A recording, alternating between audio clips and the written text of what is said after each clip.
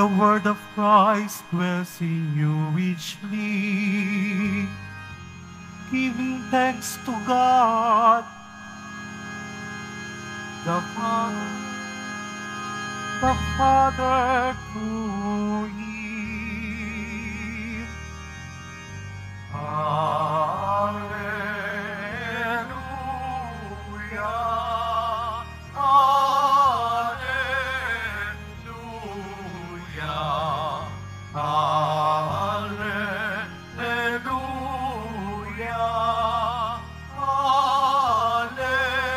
alleluia.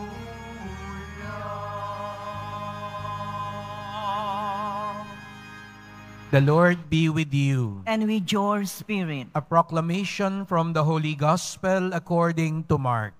Glory to you, O Lord. Jesus and his disciples returned once more to Jerusalem. As he was walking in the temple area, the chief priests, the scribes, and the elders approached him and said to him, "By what authority are you doing these things? Or who gave you this authority to do them?" Jesus said to them, "I shall ask you one question. Answer me, and I will tell you by what authority I do these things. Was John's baptism of heavenly or of human origin? Answer me." They discussed this among themselves and said, "If we say of heavenly origin," he will say, "Then why did you not believe him? But shall we say of human origin?" They feared the crowd, for they all thought John really was a prophet. So they said to Jesus in reply, "We do not know." Then Jesus said to them, "Neither shall I tell you by what authority I do these things."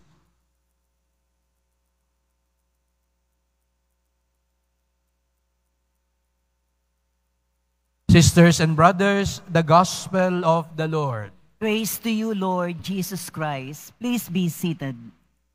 Good morning po sa inyong lahat. Welcome to the National Shrine and Minor Basilica of Jesus Nazareno. We gather as one family, as a pilgrim people, as a church. Kaya sa panimula ng ating pagninilay, bigyan muna natin ng papuri, parangal at pasasalamat ang ating minamahal na Nuestro Padre Jesus Nazareno. At sabihin mo nga sa katabi mo, God bless you. Ang gustong mabless ng Pong Nazareno, itaas ang kamay at pumalakpak ng mas malakas. At sabihin mo nga sa katabi mo, congratulations. Ayan. Parang natanggap mo na. No? At congratulations din po sa inyong lahat. Baka iba siguro sa inyo o yung mga nanonood natin na pinagdarasal din sa online. Baka biglang nagtaka, nasa kaya po ba ako nagsisimba? Bakit English ang misa? No? Kaya sabi ko, congratulations dahil kayo ang unang kabahagi ngayong araw na to. We are starting our Pilgrim's Mass. At ang 2 oras, alas 9 at alas 10, ay itinalaga din natin sa English. Hindi dahil hindi na ba tayo makapilipino? We're doing the Mass in English because we are now a national shrine and we want to be of service to all Filipinos. Because we know that there are many devotees also. Marami rin nung sumusulat sa atin, nagsabi, alam nyo po, lalo na yung mga Pilipinong nasa abroad, doon na lumaki yung mga anak nila. At alam po niya, natitiyak ko, meron kayong mga kamag-anak, kaibigan, na ganoon na hindi na rin marunong ng managalog o magpilipino. Kaya't pakiusap nila, sabi na, Father, para maituro pa rin namin so that we could teach our children and grandchildren the devotion to our Nuestro Padre Jesus Nazareno. Pwede ba naman may English din na misa? At alam din naman natin yung iba rin po. Lalo na, napansin ko po yan mula nang dumating. Pag Sabado po, doon nagpupunta po yung hindi makapunta ng Biyernes. Lalo na yung mga may trabaho, lalo na yung mga galing sa iba't ibang mga probinsya. Kung ang Biyernes, araw ng mga deboto, ang Sabado, araw ng mga peregrino. The day of pilgrims. And I know most of you are here thanking God. Kaya mamaya, pagbaba ko, pag nag-bless ako, lalapit sa akin, Father, birthday ko po ngayon. Father, anniversary po namin ngayon. Father, natanggap na ako sa trabaho. Father, may visa na ako. Father, may anak na ako. This is also a day of thanksgiving. Ang nagpunta rito para magpasalamat sa mahal na pong Jesus Nazareno, pumalakpak nga sa kanilang pagpapasalamat. Indeed, we are here in this holy shrine to give thanks because we are just journeying. Yun ang ibig sabihin daw ng pilgrim, naglalakbay. Hindi ito ang tahanan natin, ang mundo. Ang tunay nating tahanan ay ang langit. I noticed these past few days, kitang-kita rin sa mga social media, ay mga moving up, recognition at graduation. O baka mayroon ding nagsimba ngayon, nagpapasalamat, graduate na ang mga anak. Graduate na sila, pwede nang mag-relax na rin. O mga graduate din mismo ang nandito ngayon, nagpapasalamat sa Poong Nazareno. If you will try to notice the pattern of education, when we were in our basic education, ang tinuturo sa atin, what? What? Ano? Ano ang bagay na ito? Ano ang lugar na ito? What? And then when we were in secondary education, ang tanong na ay, how? Kaya mapapansin nyo, marami ng project. Paano gumawa ng frame, paano gumawa ng vase, mga bagay-bagay. How? What? How? And when we enter into college, pag nag-college ka na, ang dapat na ituro na sa atin, ang dapat na nating pinag-uukulan ng pansin ay why. Napansin niyo po, ganun ang pag-aaral ng tao. What? How? Pero ang mahalaga sa lahat, para makausad tayo, we should always ask why. Bakit? Di ba kaya ang bata, pag tumatanda na, minsan nagugulat na tayo kasi hindi na siya agad dati-rati. Kunin mo yan. Gawin mo to. Mapapansin nyo, tumatanda na ang bata kapag ang tanong na bakit? Dati hindi naman nagtatanong. Di ba? Dati pag inuutusan mo, oo kagad, opo. Dati pag sinabi mo, kumanta ka nga, di ba? Dati mga bata, pag may mga party tayo, pakita mo sa kanilang lahat. Kanta ka, sayaw ka. Ngayon mas malaki-laki na. Kanta ka, bakit? Nahiya na siya. Kaya napapatanong siya, why? Bakit? Kinu-question na tayo. Hindi po masama yun. Because that is our quest to always know the reason.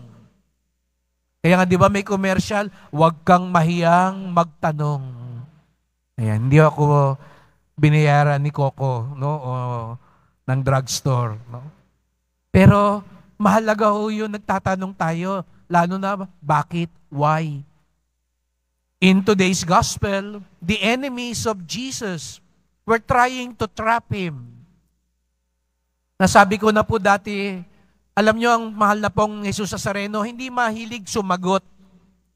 Kung nagpunta kayo rito para magtanong lang na magtanong, at nagtataka kayo, hindi kayo masagot. Notice in the Gospels, Jesus seldom answers questions. More often than not, Jesus would answer a question with another question. Mahilig magtanong ang Panginoon.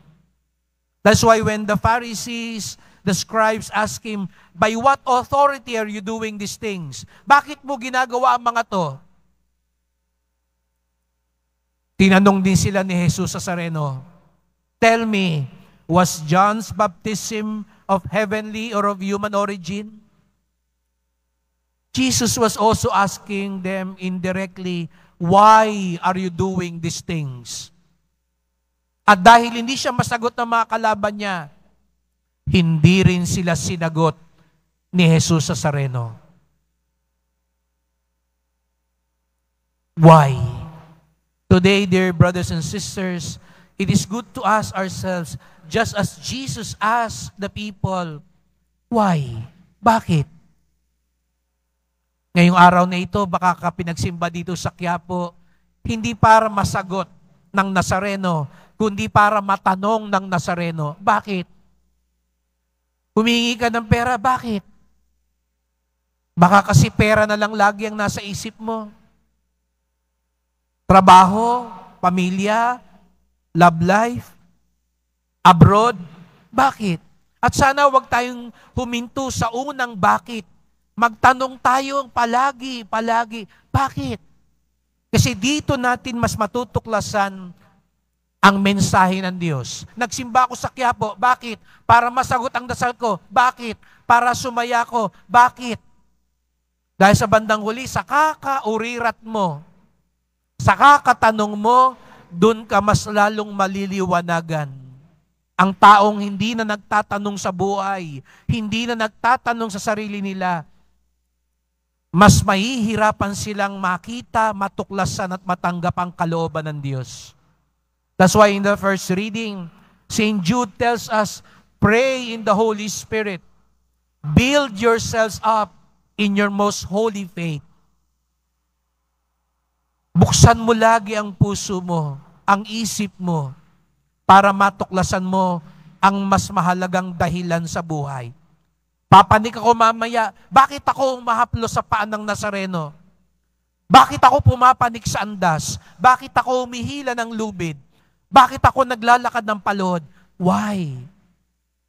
Because if we will continue to ask ourselves, we will soon discover what the responsorial psalm is telling us.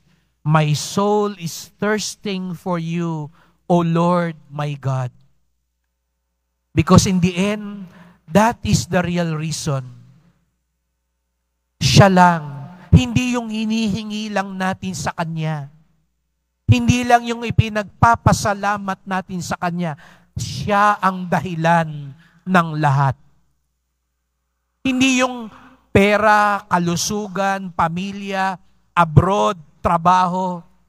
Opo, makadadagdag yun sa buhay natin. Pero ang talagang makapupuno, the real reason for our lives is no other than Jesus. Pag hindi pa si Jesus ang talagang dahilan, hindi pa tapos ang paglalakbay natin sa buhay. Kaya nga, pilgrims ang tawag sa atin. Peregrino, naglalakbay lang tayo. Lahat ng ito, dinadaanan lang natin. Yung problema mo ngayon, dinadaanan mo lang yan. Yung kasaganahan mo ngayon, dinadaanan mo lang din yan. Yung tagumpay mo ngayon, dinadaanan mo lang yan. Yung pagkatalo mo ngayon, dinadaanan mo lang yan. Tuloy lang. Because the real reason, the real purpose is Jesus, our Lord and Savior. Mahal na pong Jesus Nazareno, gabayan mo kami lagi sa aming daan. Mahal na pong Jesus Nazareno, ipakita mo sa amin ang tunay na dahilan ng aming mga ginagawa upang maitama namin ang aming buhay. Mahal na pong Jesus Nazareno, patuloy niyo ko kaming basbasan at kaawaan. Amen.